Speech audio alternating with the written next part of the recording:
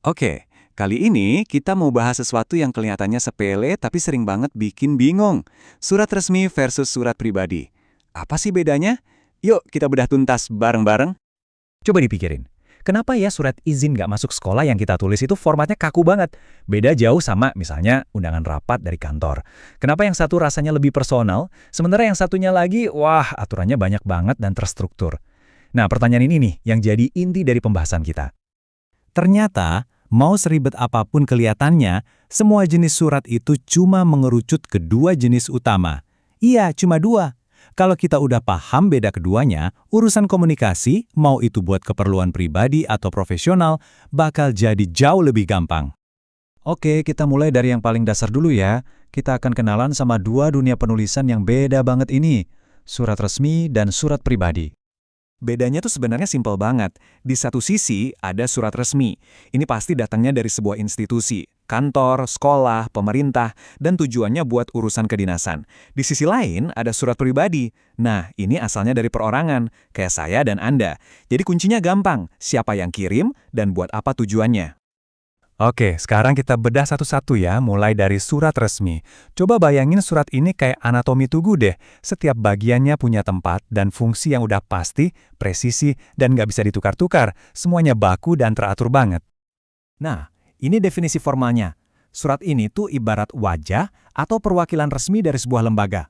Makanya, bahasanya harus baku. Maksudnya ya, pakai bahasa Indonesia yang baik dan benar, nggak ada bahasa gaul atau singkatan aneh-aneh. Isinya juga langsung ke intinya, nggak pakai basa-basi, jelas, singkat, dan lugas. Biar lebih kebayang, ini contoh-contoh yang pasti sering kita lihat. Mulai dari surat undangan rapat kantor, dokumen legal kayak surat jual beli atau perjanjian, sampai komunikasi internal di kantor seperti nota dinas. Nah, semua ini formatnya sama.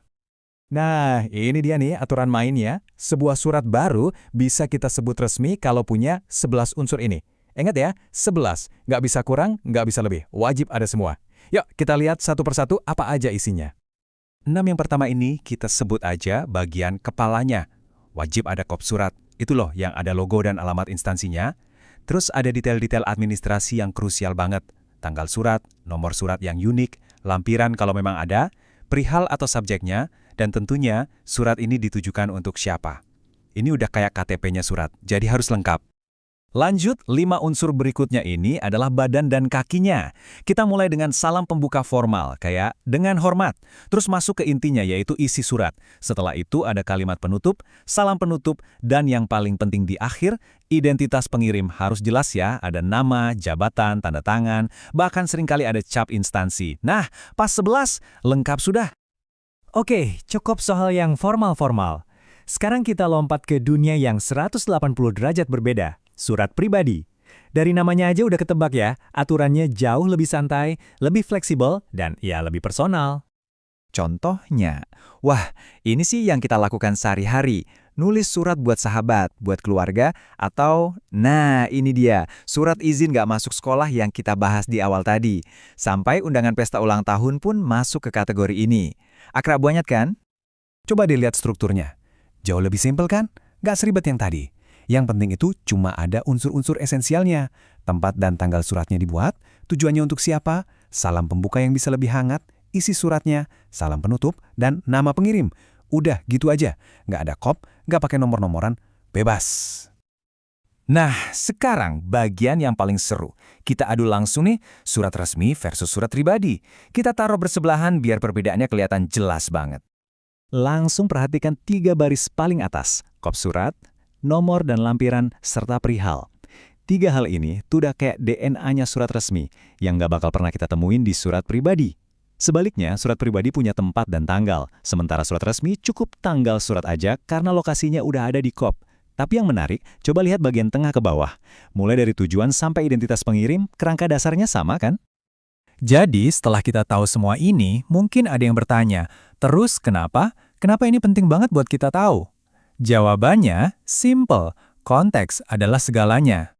Ini nih intinya, coba bayangkan kita kirim surat lamaran kerja tapi formatnya kayak nulis surat ke temen, atau sebaliknya, ngundang temen ke acara ulang tahun tapi pakai kop surat resmi lengkap dengan nomor surat. Aneh banget kan? Jadi memilih format yang tepat itu bukan sekedar soal aturan, tapi ini menunjukkan profesionalisme kita, kesopanan kita, dan yang paling penting, menunjukkan kita paham situasinya. Sebagai penutup, saya mau kasih satu pertanyaan buat kita pikirkan bareng-bareng. Di zaman sekarang, di mana semuanya serba email, WhatsApp, atau chat instan, apakah unsur-unsur formal kayak kop surat atau nomor surat itu masih relevan?